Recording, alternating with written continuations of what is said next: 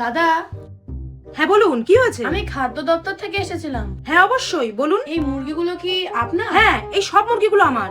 আপনাকে কিছু প্রশ্ন করব? হ্যাঁ করুন, কোনো ব্যাপার না, বলুন। আপনি এই মুরগিগুলোকে রোজ কি খাওয়ান? কি খাওয়াই?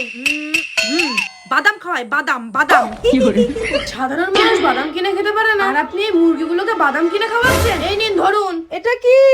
পড়ুন। আমি তো পড়তে পারি না। আপনার 50,000 টাকা জরিমানা করা হয়েছে।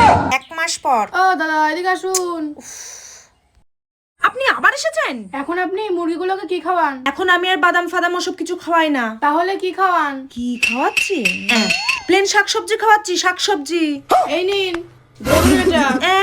এটা আবার কেন? সাধারণ মানুষ শাকসবজি কিনে খেতে পারে না, আর আপনি মুরগিগুলোকে শাকসবজি খাওয়াচ্ছেন? এবার আবার কত টাকা এসেছে? 1 লাখ।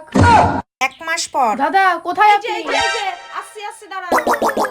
আবার কি করতে এসেছেন আপনি? হ্যাঁ, এতগুলো জরিমানা হওয়ার পর এখন আপনি মুরগিগুলোকে কি খাওয়াচ্ছেন? আমি জানি না মুরগি কি খাচ্ছে। জানি না মানে? জানি না মানে আমি সব মুরগিগুলোকে সকালবেলা উঠে 10 টাকা করে হাতে পায়ে দিয়ে দিই, ওদের যা মন চাই ওরা কিনে খায়।